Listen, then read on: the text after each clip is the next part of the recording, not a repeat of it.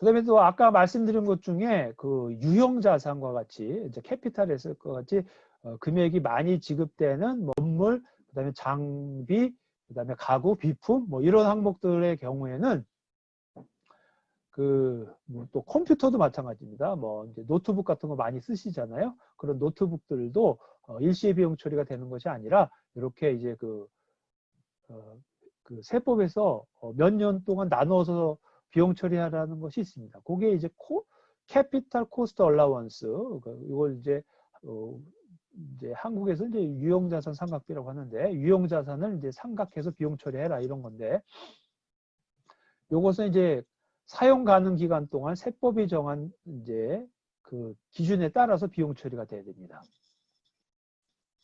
근데 이제 나중에 그 해당 그 자산을 또 처분할 수가 있잖아요. 비즈니스에 사용하다가 이제 그럴 경우에 이렇게 감가상각을 하면은 이제 그 해당 금액이 이제 줄잖아요. 그래서 뭐 10,000불인데 3,000불을 상각을 하면 이게 또 7,000불이 될 거고, 또 7,000불이 또 3,000불 또 상각을 하면 그 장부가액은 또 7,000에서 3,000을 빼니까 4,000불을 이렇게 줄 겁니다. 그래서 해당 그 장부가액은 그 감가상각비 계상액만큼 이제 줄어들 겁니다. 근데 그거를 이제 UCC라고 하는데, 미상각장부액이라고 하는데, 만약에 4,000불짜리인데 지금 그것을 이제 그 처분을 했더니 4,000불 이상 받았다, 5,000불을 받았다. 그러면은 그 4,000불까지 우리가 비용 처리를 했는데 그 5,000불에 팔면 다시 1,000불은 뱉어내야 돼요. 그렇기 때문에 그런 경우를 우리가 리캡처라고 하는데, 그런 경우에는 기존에 상각한 것을 다시 이익에 반영을 해야 됩니다. 그래서 환원을 해야 돼요. 뭐 그런 상황이 있습니다. 그래서 만약에 그 중간에 처분을 할 때 그 미상각 잔액보다 높게 만약에 처분이 되면 기존에 상각했던 것 중에 일부를 환원을 해야 된다. 뭐 그런 개념이 있습니다. 그래서 이제 그 세법에서 정하고 있는 걸 보면 건물은 4%, 비품과 가구는 20%, 차량은 30%, 컴퓨터는 55%, 그 다음에 영업권과 같이 이런 무형자산도 그 이 세법이 지금 바뀌어가지고 요 그 CCA 카테고리로 들어와 있어요. 그렇기 때문에 영업권은 5%를 이제 상각을 할 수가 있습니다. 그래서 일시에다 상각을 하지 못하고 이렇게 세법에서 규정하고 있는 비율만큼만 해당 연도에 비용으로 처리할 수 있다. 이렇게 아시면 되고, 최근에 또 이제 그 경기가 안 좋으니까 처음 취득한 거에 대해서 좀 조기 상각을 하는 그런 것이 있어요. 그래서 원래 처음에 취득을 하면 그 보통 이런 상각률의 절반 정도만 상각을 해야 되거든요.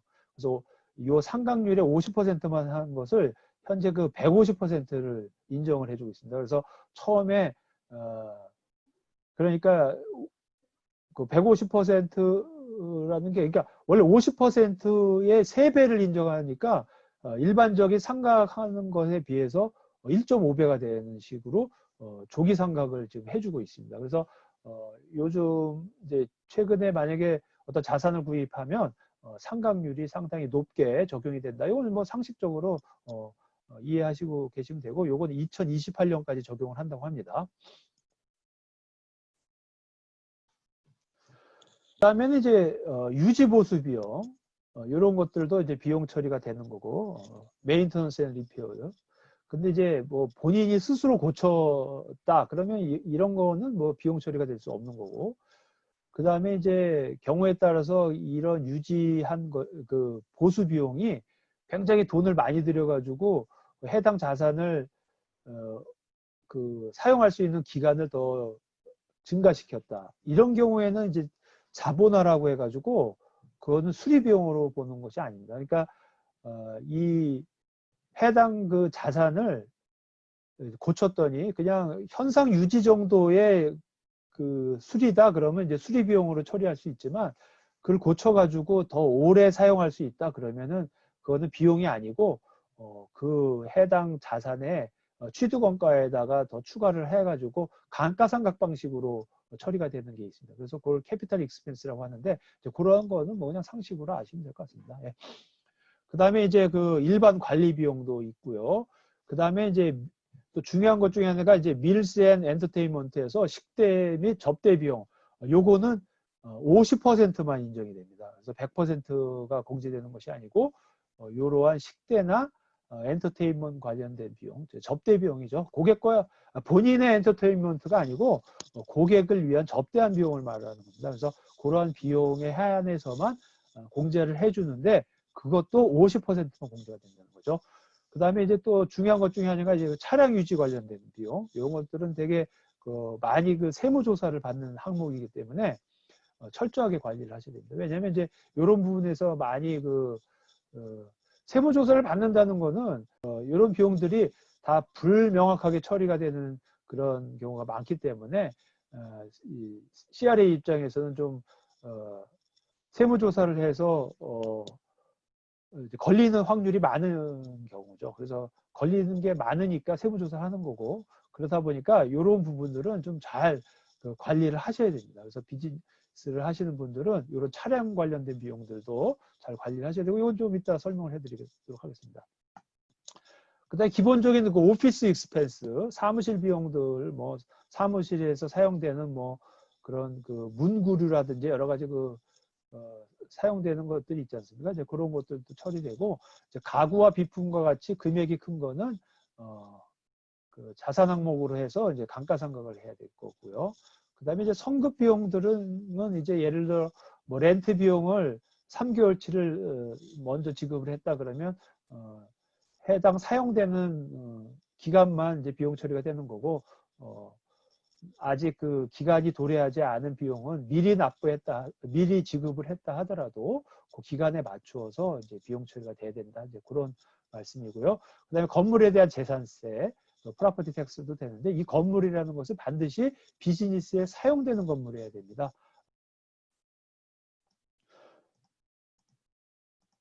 그러면 이제 아까도 말씀드렸지만 식대와 접대 비용은 이제 50%만 비용 청구가 되는 것이고 이런 것은 고객과의 식사 또는 이제 고객을 위해서 뭐 극장이나 연극, 운동 경기 관람료를 만약에 대신 뭐 내줬다 접대를 위해서 이제 그런 것들도 될 수 있고 뭐 고객 접대를 위한 어떤 렌탈을 했다 비용 장소를 이제 그런 것들도 다 접대 비용에 해당됩니다. 이런 것들은 50%만 인정이 되고 그다음에 레크레이션과 관련된 뭐 정기 클럽 회원권, 스포츠 티켓 뭐 이런 거는 뭐 공제 불가능하다 뭐 그런 사항이 있고요.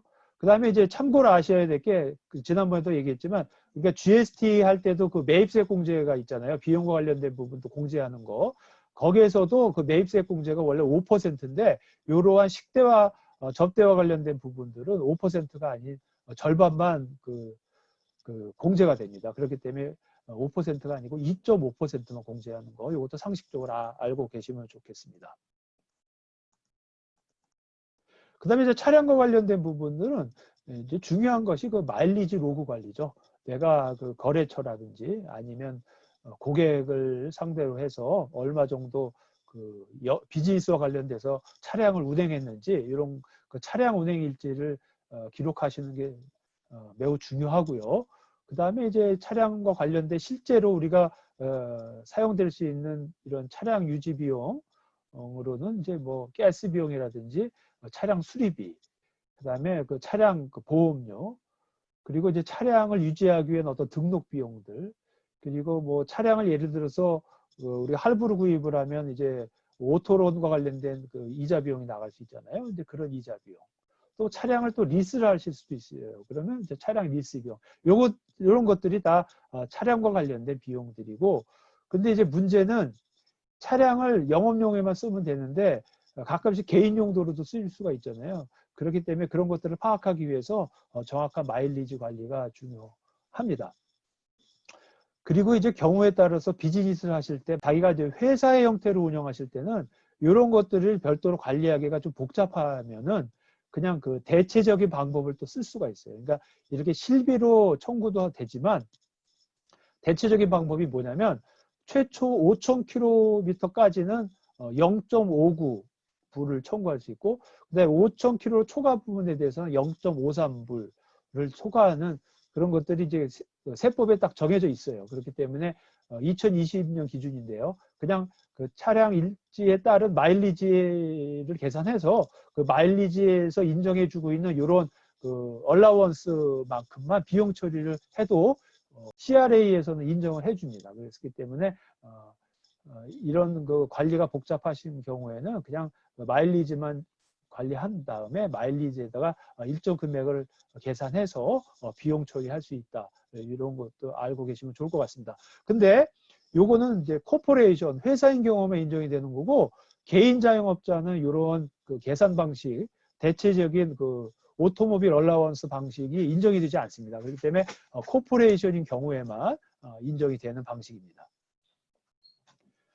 그리고 이제 지금 계속 이제 공제 가능한 비용을 말씀을 드렸는데, 이제 임차 비용, 내가 이제 사무실을 임차를 할 때 임차 비용 등이 또 공제 항목이 될 수 있고, 그 다음에 급여 또는 기타 복리후생 비용들도 비용 공제를 받을 수가 있는데, 이러한 그 급여와 관련된 것을 반드시 나중에 T4 발행을 한 것과 일치를 해야 되겠죠. 그 다음에 이제 서브 컨트랙트 비용 같은 거는 그 해당되는 그 텍스나 CPP EI 등을 공제하지 않고 지급하는 금액인데, 이런 것은 이제 독립적인 제3의 그 자영업자에게 지급되는 이러한 비용들은 급여라고 볼 수가 없죠. 그렇기 때문에 급여 항목으로 넣으면 안 되고, 요거는 이제 서브 컨트랙이라고 하는 별도의 비용으로 처리를 하셔야 됩니다.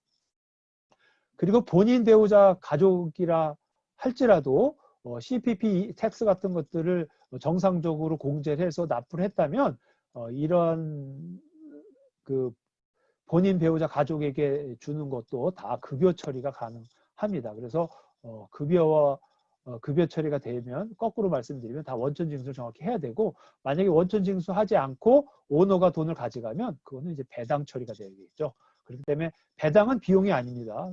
배당은 이제 나중에 다 그 회사 소득세까지 다 계산을 해서 최종적인 이익이 나오면 그 이익을 갖고 이제 오너가 이제 그 이익 배분을 받으셔야 되는데, 이익 배분의 방법의 하나인 것이지 그거는 비용 처리가 안 됩니다. 그래서 비용 처리를 하려면 이런 급여로서 처리가 돼야지 비용으로 인정을 받는 것이고, 배당은 이제 다 계산이 끝난 다음에 그 손익을 이제 배분 받는 그런 방식이기 때문에 비용은 아니다. 이제 그것도 말씀드리겠습니다. 그 다음에 기타 서플라이 비용, 그 다음에 전화나 유틸리티 이런 것들도 다 그 비즈니스 사업장에서 발생하는 거야겠죠. 그런 것들은 이제 비용으로 인정할 수 있고, 그 다음에 비용과 관련돼서 여행을 하셔서 발생하는 비용도 여행 경비로서 처리가 될 수 있습니다. 다만 여행과 관련돼서 발생하는 이런 그 식대라든지 기타 이런 엔터테인먼트 관련된 비용들은 역시 마찬가지로 50%만 이제 비용 청구가 가능합니다.